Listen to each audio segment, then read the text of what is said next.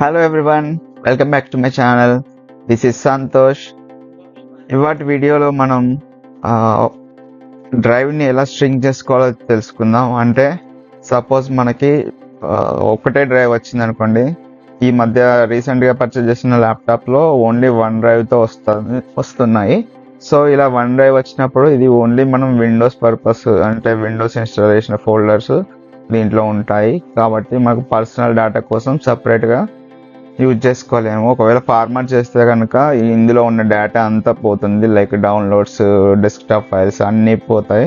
So ఇప్పుడు మనం ఇంకో డ్రైవ్ని ఎలా క్రియేట్ చేసుకోవాలో చూద్దాం ఈ వీడియోలో.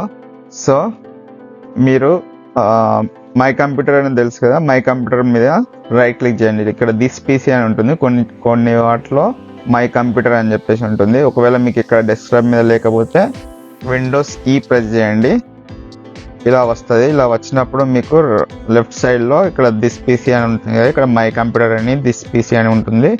సో దీని మీద రైట్ క్లిక్ చేయండి. రైట్ క్లిక్ చేశాక మీకు ఇలా ఆప్షన్స్ వచ్చాయనుకోండి, ఇక్కడ షో మోర్ ఆప్షన్స్ అనండి.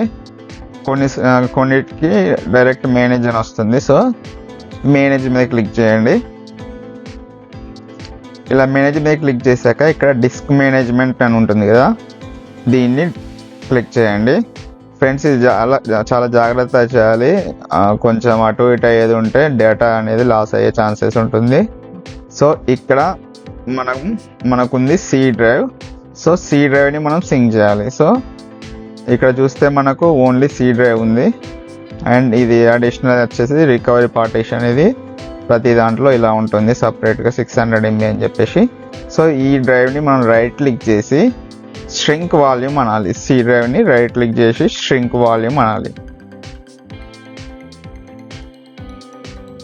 వెయిట్ చేయండి. సో ఇక్కడ రిమైనింగ్ ఎంత అనేది ఇక్కడ ఇస్తుంది మనకు 857 MB size of available shrink space in MB. 857 MB అనేది అయితే మనకు అవైలబుల్ స్పేస్ అయితే ఉంది కాబట్టి ఇది చూపెడుతుంది. మీ దాంట్లో ఇంకా ఎక్కువ ఉంటే ఎక్కువనే చూపెడుతుంది.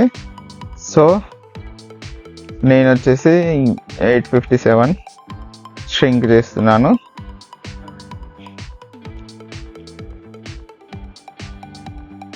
సో ఇప్పుడు చూడండి, ఇంకో డ్రైవ్ ఇక్కడ వచ్చేస్తుంది. అన్అలొకేటెడ్ అని పడింది కదా.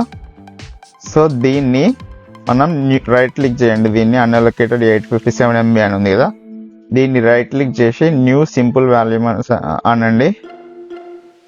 ఇక్కడ ఏం లేదు, అన్ని నెక్స్ట్ అండ్ ఇక్కడ మీరు డ్రైవ్ సిడి ఇలా ఏ లెటర్ కావాలనుకుంటే ఆ లెటర్స్ అసైన్ చేసుకోండి. సో నేను డీనే ఉంచేస్తున్నాను.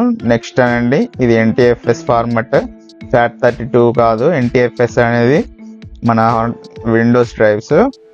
FAT32 అనేది ఎక్స్టర్నల్, లైక్ పెన్ డ్రైవ్ అలాంటివి FAT32. సో ఇక్కడ నెక్స్ట్ అనండి, ఫినిష్. అంతే ఫ్రెండ్స్. ఇప్పుడు కనుక మీకు చూసేది ఉంటే లైక్ ఇక్కడ చూడండి, ఆల్రెడీ వచ్చేసింది న్యూ డ్రైవ్. సో మీరు కావాలనుకుంటే దీన్ని ఫార్మాట్ కూడా చేసుకోవచ్చు, అది కూడా ఇక్కడే.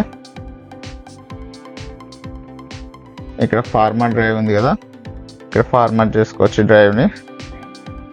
ఇక్కడ ఫార్మాట్ చేసినప్పుడు మనం డ్రైవ్కి నేమ్ కూడా ఇచ్చుకోవచ్చు. సో ఇప్పుడు ఇందులో మనం ఫైల్స్ అనేది స్టోర్ చేసుకోవచ్చు. ఇప్పుడు చూశారు కదా, ఇది వరకు అయితే ఓన్లీ సి డ్రైవ్ ఉండేది, ఇప్పుడైతే 2 డ్రైవ్స్ వచ్చాయి. D డ్రైవ్, దీంట్లో మనం పర్సనల్ డేటాని స్టోర్ చేసుకోవచ్చు. ఒకవేళ మనం ఫార్మాట్ చేసుకున్న మన ల్యాప్టాప్ సి డ్రైవ్లో ఉండే డేటా మాత్రమే లాస్ అవుతుంది, అండ్ D డ్రైవ్లో ఉన్నది సేఫ్గా ఉంచుకోవచ్చు. సో ఈ విధంగా అయితే మనం సింగిల్ డ్రైవ్ ఉన్న హార్డ్ డిస్క్ కానీ SSD డ్రైవ్ని కానీ మనం మల్టిపుల్ వాల్యూమ్స్గా మనం క్రియేట్ చేసుకోవచ్చు.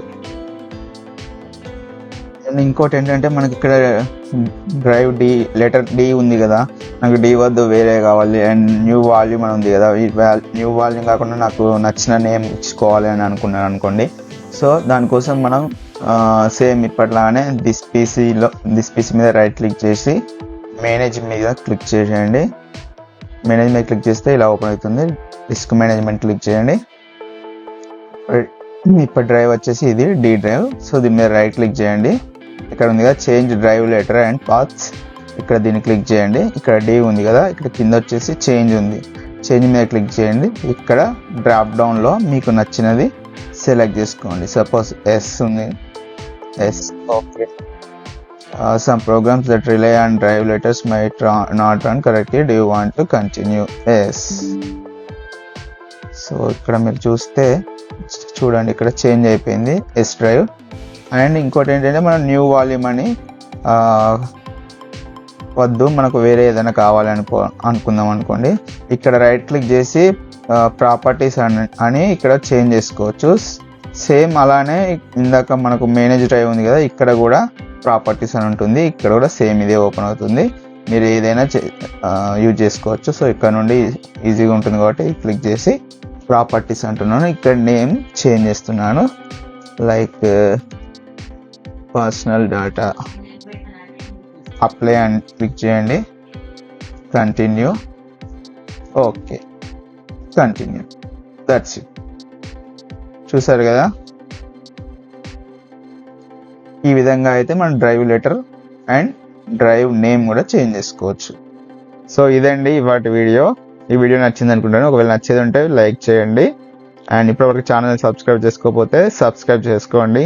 Thank you for watching. Have a great day.